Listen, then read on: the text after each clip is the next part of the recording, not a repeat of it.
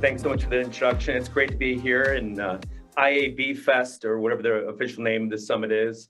You don't care about me, but it's Mike Duda, Bullish, co-founder, and excited here to have Carlos Cashman, co-founder, CEO of Thrasio, who, if I go to explain it, you're probably in the wrong room, because Thrasio is kind of a big deal for a number of reasons. But Carlos, welcome to the big show. Thank you for having me. People do care about you. I'm sure they do. You've got an amazing background, an amazing investment track record, which is awesome. So thanks for having me.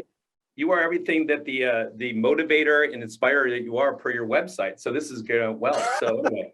Congrats, you're super busy. I think you're joining us from a hotel room in some sort of deep, dark place where you're buying one of your 1.5 companies that you buy every week, everything. But for those who are like less educated, which is pretty much usually me, tell us about Thrasio. Yeah, I mean, Thrasio, look, we kind of stumbled into creating a market around buying third-party sellers on Amazon, and it's going to happen on all the other marketplaces that copy Amazon around the world too. But basically, this marketplace dynamic of creating, the store with infinite shelves, and then you combine that with the commoditization of manufacturing that China pulled off in the last 20 years, and much of the world followed too. You put these things together with global shipping, and you've got the amazing recipe for solopreneurship and for the new side hustle to really take off. And so, what we've seen is the, creation of thousands, tens of thousands, hundreds of thousands by micro brands, right? That people who came up with a product that they liked or took a product and modified it a little bit, found it on the supply chain and started selling it on Amazon or other marketplaces, right? And it's unbelievable to see what happened there. And like what we recognized early was, hey, these are people who started this as a side hustle. And, it can get too big at some point. They don't know what to do with it. And there was an opportunity for us as business builders to come in and say, we'll take that off your hands. We'll give you a nice payout, perhaps life-changing payout, and we'll take it to the next level from here. And so we built a platform that allows us to, acquire products, essentially is what it is, right, on Amazon, and brands, and, and grow them. And that's what we do. And it's all our terrific team of people that does that. Yeah, and you're a wonderfully private company, and so sometimes it's hard for people to understand like the breadth and depth of who you are. And then we're going to get into this founder story in a bit. But like, how would you describe to people? I know you're over 1,000 people. You've acquired over 200 businesses.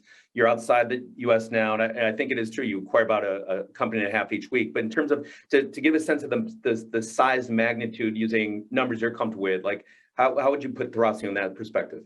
Well, look, I mean, what's most amazing is the pace with which we got here. And I don't even know how we pulled that off, to be honest with you. Like, I've got an absolutely incredible people team and my team who came up with, a communications team that helped keep us all together. So we were, at the beginning of 2019, I was here in New York, actually, having our holiday party. And, we'd started in late 2018. And we'd had our first $1 million month in December of 2018, which we thought was totally badass. And it was badass at the time. And there were about 16 of us. So a few of our investors came by to kind of make the room feel more full. And, and that was the beginning of 2019. 2.5 years later, we're over 2,200 people around the world, right? That includes contractors and outsource agencies we use around the world. But they're dead, working just for us. We have, over 1,200 here in the States full time. And, we're going to do over $1 billion in revenue. And that is just mind-boggling to me. It's impossible to get your head around, like that's what's weird about it is all of this has happened with all of us sitting in not even hotel rooms because you couldn't go to them for a while, sitting in our bedrooms and, maybe not wearing pants, and and growing this business and raising the money. We actually couldn't have done this if it weren't for COVID, honestly, at this pace, right? We would have been growing, would have done our thing, but like, I think it really freed us up to be able to hire. We were 100 people in the US in March of 2020 when things shut down, roughly, right? In our 3 different cities, New York, Houston, and Boston. And we hired 1,000 people in the next 12 months. And did it all virtually and onboarded them and got them up to speed and made them part of this culture of this company. And, we had to focus very intentionally on over communication because we were all disparate. Everyone had to go, back to their homes. And that became a superpower of the companies. And it still is. And if we go back to offices, we will hold on to that. It's incredible. So, again, all the credit goes to my president, Danny, who built the comms team and the comms team he built and the people who run our people ops teams. It's amazing. Right, so you've basically gone from 0 to $1 billion in revenue in 24 months. Now I'm going to go the other direction. When this thing started, you're running a Facebook agency. So how did a guy that was running a Facebook agency, and a very good one at it, all of a sudden, like, you know what, there's this thing with Amazon. Let's go, I don't know, in the next 2 years, build something that's over $1 billion using Amazon and people with great ideas in their garage. Like, how did that segue come to be? It didn't happen like that. That's how I've started like a dozen companies. And honestly, like I was selling the Facebook agency plus a couple other companies that I started. I'm a serial entrepreneur, and look, frankly, like, you know, the gray hair and the beard comes from both being an entrepreneur, but also age. And, you know, I was in my late 40s and more or less ready to just take it easy and kind of retire. And so imagine starting Thrasio almost accidentally when you're in that phase of life. It's kind of what happens. Like, it was a little nutty. Like, had I, you know, you realize it's like having kids. This is why people do it when they are made to do it when they're younger. It takes an awful lot of energy. So this was interesting. So I just saw an opportunity. Like, you know, I had a lot of clients that, like, you know, Bombus, terrific companies like that. Like, our agency did a lot of work for e-commerce because we were particularly good at customer acquisition on Facebook. So most of our clients were e-commerce companies. And I was just seeing that they were like, we were seeing more of them that were just a few people shipping product from overseas. And we were building the whole business. Not in their case. They did a phenomenal job of what they did. You know, and they still have to do a great job, but I was seeing more businesses that were just a couple people shipping, I don't know, whatever it was, you know, mugs and building a website or rings and things like that. And so I just said, hey, I have the thing that it takes to build a brand in this day, knowing how to advertise on Facebook, Instagram, and Google and all these other performance channels. I can go to the Shenzhen fair and find products and I could start selling. That's a vast simplification.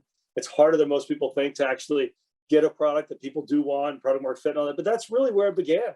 And so we, and you know, it came from also, we were getting leads every day on the website, right? People coming to us and saying, hey, we want to try Facebook. And there were literally 2 to 3 a day. I think it was 2.5, 2.7 or something leads average every day. Wow. Small company between 1 and 5 million, profitable with a Shopify website or BigCommerce or whatever, selling whatever. And they wanted to try Facebook. And, you know, you have an advertising background, you know, they're like, we have $10,000 to spend. I'm like, great, that'll last a week. And you're not going to learn anything. Like, you got to spend 100, you know, 150,000 to even learn if the channels are going to work for you like this. It's just how it works. You're not going to lose all that. Like, you know, if we spend 20 grand and you lose it, we turn it off, right? But generally you spend 10 and you make 2 or you make 3. And then next week you spend 10 and you make 4. And you start dialing in all the different pieces, right? So I recognize all these small businesses, like I'd look at them and go, wow, we could blow it out for that one. I know it. Like, they have the margin, they have the right product, they have the right kind of messaging.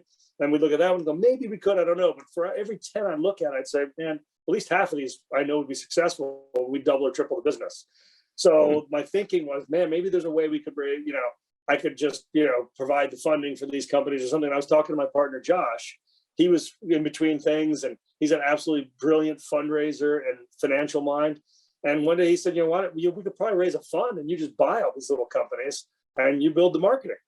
So we actually came at it thinking we were going to buy, you know, Shopify websites, right? And then put them together and build the Thrasio that way. No one has accomplished that to date. It's a lot harder for a number of reasons. But in the process of that, we started looking at Amazon. Some of my clients at Orion my agency have been asking me to do that Amazon advertising also, because we did their Facebook, we did some of their Google. They're like, hey, you're so good at this, can you figure out Amazon?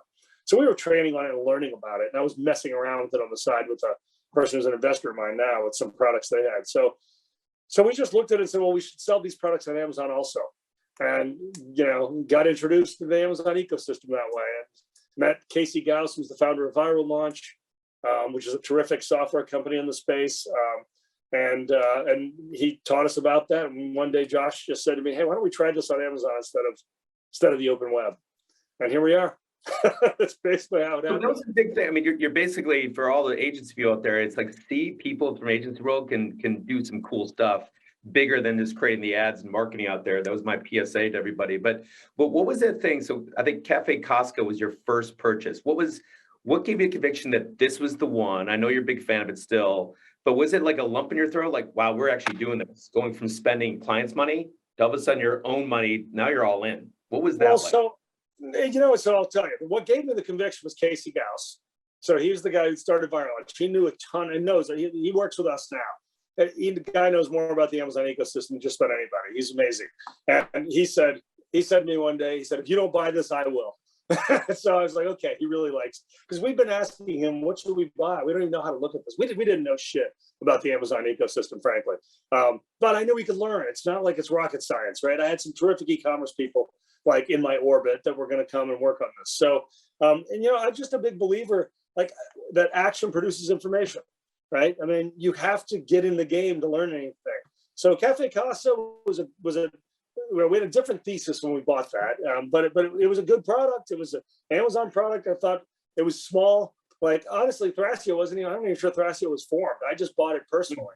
I said, let's just start learning something, right? So, it's a good, it wasn't too big, so it wasn't going to freak anything out. And then we started looking around and seeing more of these for sale, right? And made a couple other offers, and then ended up needing to raise money to close those deals. But, you don't know anything until you get in and start playing, right? And so that's kind of what we did. I say this to entrepreneurs all the time. I mean, you can sit there and overthink stuff forever. It's like, I don't know if you ever, played craps at a casino or something like that. Like, you can read books all day long about the rules of it, and you don't know anything about it until you get up to the table, put down some money, and grab the dice.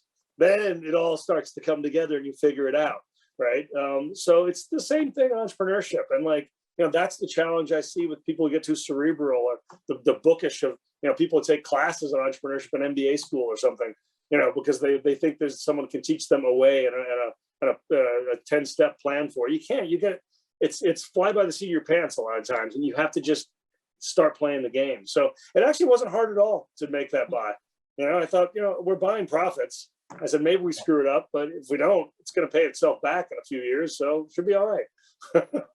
Now that you're some 200 plus after the Cafe Costa acquisition, and you had to hire 1,000 people over 12 months.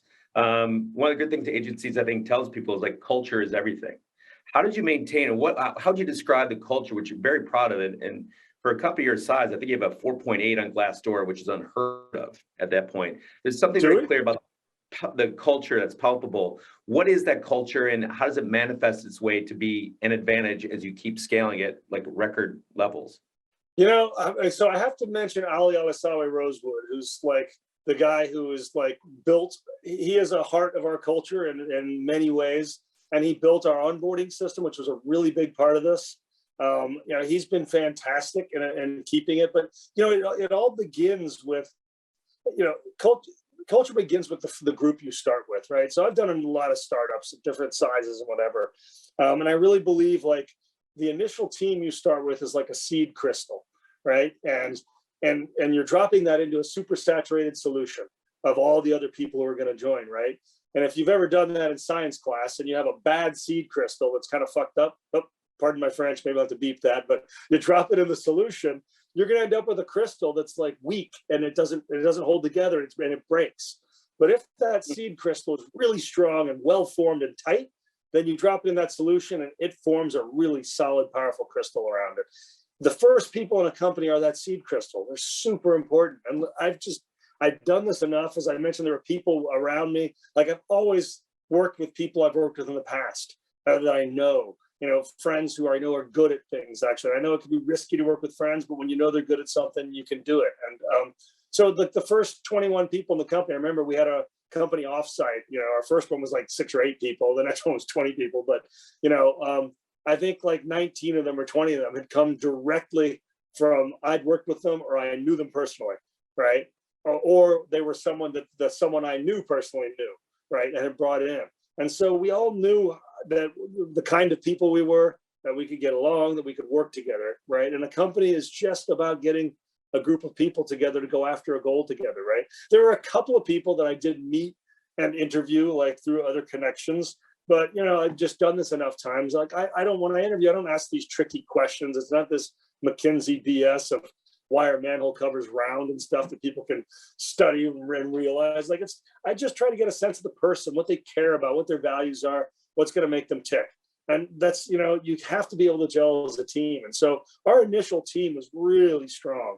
and they brought in the people they knew who were like that also. All right. And so you end up building a really strong team and culture. And it's not just about homogenous people and the same, right? We've got, I mean, I really do believe diversity of thought, and that comes from diversity of backgrounds and ethnicities and everything is super powerful to an organization. But you can all value things in very much the same way. And, Thrasio is, I've come to this realization, like, people often talk about, the company's a family. And then a lot of business people say, no, that's wrong. And for some companies, perhaps it is. Like Toby Luque wrote a terrific blog post on this where, he said, I saw people saying Shopify is a fan, but it's not a sports team. You got to perform and this, that works for Shopify. That's great. A lot of businesses, everyone said, yeah, that's right. You can't be buddies. You know what? Thrasio is a family, and I'm proud to say it. I'm happy to say it. I've just come to that place in the last few weeks. Businesses, you tend to want to be drawn to say, no, you're right. It's got to be. Look, people do perform, but everyone makes mistakes too. We all learn. We all get better. And a family gives people those chances and has that safety there that makes you feel comfortable. That's what really allows people to flourish, I think. And if what I can do is create an environment where anyone can flourish. Everyone coming to looking for jobs and getting through the whatever the qualifications are has the ability to succeed somewhere, right? I mean, when a company lets someone go, they don't just go fall out of 10 other companies. Usually they end up somewhere else and become successful, right? So it's our job to make sure we have the environment and the place to make those people successful. And if we're doing a good job bringing them in and they fit with us, we should be able to. So I don't know. I mean, that's everything I'm talking about here, I guess, is why it works. You mentioned like with employees failure sometimes. There's a phrase, fail forward. What does that mean inside the halls of Thrasio? So it means learn from your failures and step forward, embrace them and step forward from them. So like when our new hire classes all come on, they do a fail forward contest, like the Final Four. And they all, share one of their biggest failures and they vote on them until you get to the end. And then we talk about it in the full company meeting. We need to get back to doing this more. It's been a little bit, we celebrate failures in the company. Like early on, I remember that first $1 million month around the Christmas season, right? Our head of marketing put a promo, and it was just him, it was the brand manager and a few other people, but they put a coupon out, and we were new to Amazon. That was like 10% off one of our products, trying to move more of the product. But they forgot to, I don't even know why Amazon has this option, but there's like the button you can click that says multiple promotions can be used or not. And so we didn't turn that off. So you could use 10 of those and get the product for free. So, and there are bots out there that just look for this stuff. So some bot, seller from unscrupulous seller somewhere bought out all of our inventory for free. We had to pay to ship it to that person. And then they turned around and put it back on Amazon and sold against us. So the Erica, I mean, this was like, we were 6 or 8 people. We were just getting started and it cost us like $100,000. And when they discovered this, like people were like some of them didn't know me that well. They knew me through people, whatever. A couple of the other people did. And they're like, oh shit, we got to tell them what's going on. And a couple of the other guys knew me very well. I'm like, don't worry about it. Like, and when they told me, I just started dying laughing. I mean, it was freaking hilarious. And my partner Josh was kind of the same. We're like, so I actually made them T-shirts that said I blew $85,000 on Amazon, and all I got was this lousy T-shirt. And but I gave one to myself too, because I could have been on top of it looking at that as well. But that's a mistake. Now, if we did that again, yeah, I'd slap them around. That's dumb. But we learned from that, and it also, I think, set a tone to people like, hey, we got to try stuff. The reason that happens is because we were trying to sell more, to move faster, to be better, and so we made a mistake. It happens. It's always going to happen. I mean, I've done enough different businesses that stuff doesn't really surprise me all the time. Yeah. Speaking of one of the great things, Thrasio, is what you bring to the table when you acquire a company that might be very young on that side, like the art of let's not ship a shipping container that's half full. What are some of the things you've learned from the founders along the way too? Because it sounds like you have a strong, potent culture that gives a lot. But what have you learned from some of the founders that has just resonated? So let me clear one thing. We don't acquire people. We haven't ever. We've only done it once. Well, 1.5 times counter, twice. So we're buying products. That's what's interesting about this model and why all these companies have sprung up to copy us. Because doing acquisitions, calling this a roll-up is a misnomer, right? Because we're doing a roll-up of companies with people, that's very difficult. Because as we talked about before, all the company is a group of people going after some goal they decide on together. So those people, they have a way of doing it. They have a way of working. They have a way of speaking, a language, culture, the way they do things. And you could try to combine 2 of those, 3 of those, 4 of those.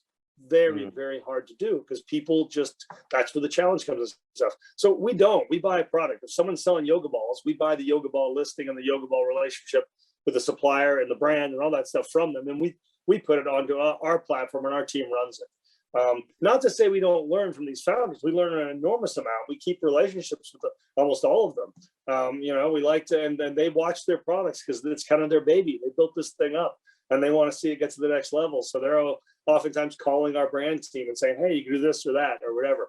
But it's not that we're bringing them in. Look, we also we make these people very wealthy quite often, right? It can be life-changing money. So they don't necessarily want to come take a job at a big company suddenly either. So, I think it's the right situation and it works out well for us that way. So, I mean, look, can I learn from founders and I learn from our employees all the time from, on just how to do things in the ecosystem and how to get better. And they're giving me ideas for how to improve what we do, right? That's always important. We can always get better.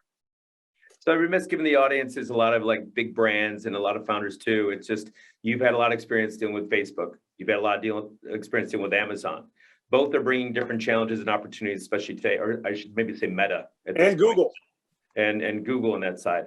Just take a step back. If you're sitting here and you're at a P&G or you're in Nestle and you're just trying to figure all this stuff out, what perspective you have? And I'm talking about from the 50,000, 60,000 view of like, how do you go about stuff? Because things are a lot different now than they were 2 years ago, 3 years ago, 4 years ago. Certainly iOS 14 and other things have factored in. But like, how do you look at the different platforms now and any counsel to people that are just trying to figure this stuff out?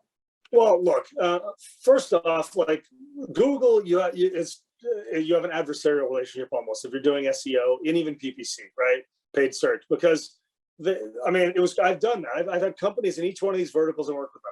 And I had an SEO company for 10 years, right? You have to, look, we always abided by the rules. You have to, but people were always trying to break their rules and try to find a way to rank their site because it makes a humongous difference to a business, right? If you rank first or not even on the first page. And so the prizes, but you're not aligned with Google because they make no money off you on your organic listing, right? They only make money when you buy a listing, right? So you end up being at odds with them in a weird way, right? And that's tough. Look, it's a tremendous business because everyone searches, but it's really hard and you're at their behest more. Facebook was like more of a, just marketplace ecosystem. And you got, again, follow their rules, paid for their advertising, but they got smarter and smarter over time and got better and better at what they did. I still have hope that they're going to figure out this, Apple iOS, mess up, right? Like, look, whatever you say about the reason Apple did it, great. It was their choice. Facebook has more data than anybody. So if they can figure out, and if anyone can figure out how to make advertising work again, it'd be great. It doesn't. I mean, it broke last summer for everyone in e-commerce pretty much. And I know companies that were spending 100,000 a day that are spending 1,000 a day now. Obviously, their revenue took a hit too. But not to that extent. It still works for some things. I mean, it's a market-based pricing system. At some point, you could just pay CPMs and it's going to work for you if the price drops enough, right? So that's ultimately where it would work out. But I'm sure Facebook doesn't want to see them drop to that point where just random CPM advertising is what people are doing because the price of them be very low. But it's gonna equalize, right? And they're also going to come up with new solutions that allow you to do that targeting that works again. Amazon, I see better alignment with them than any of these other behemoths. And what's crazy to me, like, look, these big brands, that we're talking about, like, they made a huge mistake. There's a lot of FUD out there about all these businesses, fear, uncertainty, and doubt, right? Particularly about Amazon. Like these stories about them competing and stuff, it's just bullshit. I just got to say it flat out. Yeah, I can find a single story here and there where it happened, and maybe an Amazon employee used data where they shouldn't. But on the whole, they don't. On the whole, they show up on about 2.5% of listings. On the whole, they are one of the competitors on the page of 15 results that I compete with. If you just look at it to black out all the names of the listings, I'm competing with 14 other listings if I'm a listing on page 1 for umbrellas. I don't care if one of them is named Amazon or not. It really doesn't matter. I still got to do my thing and rank and sell. And you know what? If Amazon's cheating and taking the top spot every time, second spot makes a shit ton of money too, right? So, like there's an alignment with Amazon and that we're making them money by doing what we do and having great products and doing the right things and playing in their ecosystem. They make more money the more we sell, right? So we are very aligned in how we do that. And it changes the game from everything in the Amazon ecosystem, the organic stuff, even into the paid search you're doing, right? So, and look, people saying you don't own the customer, well, that's where the customer is. Like, so there's a lot of big brands who are afraid to go there. And yet they have stores in a mall, right? So you got Foot Locker in a mall, and then down the hall, you have a Nike store, and then you have another shoe store. Do they all say, oh, Simons, who owns the mall, is cheating me? They're by letting other shoe stores in here. No, it's freaking crazy. They're there because that's where the customers are, right? So yes, the customer comes in their store and they could have a relationship, but ultimately it's the throughput they're getting, right? You can't get this throughput. Like it's all these businesses, they're like, I'm going to go independent. I'm going to go on Facebook and Google. Well, your cost of advertising is 30 to 40% of the cost of the retail price of the goods. You pay Amazon about the same thing. I mean, literally, it's almost exactly the same at the end of the day. So like, but you're selling a ton of stuff and people are seeing your brand, they're seeing your product.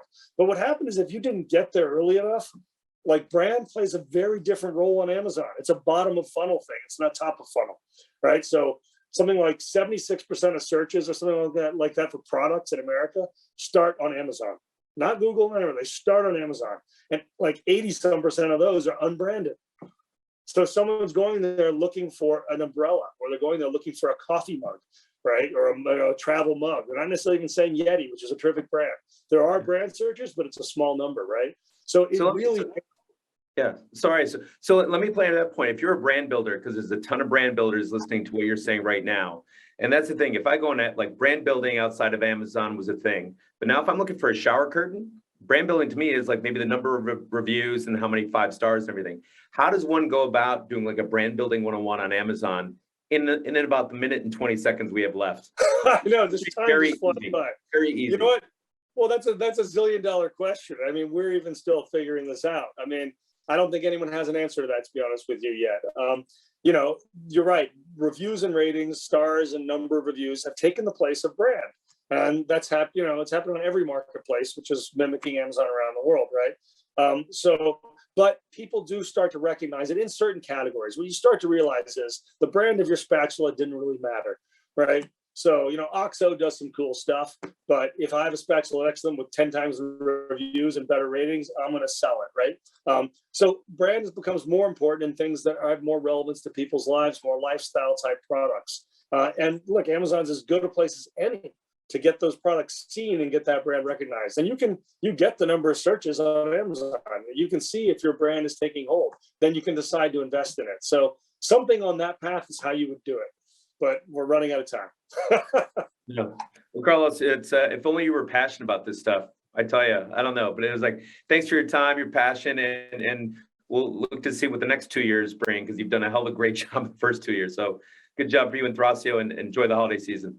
Don't give away $85,000 worth of stuff for free. My only tip for you. No problem.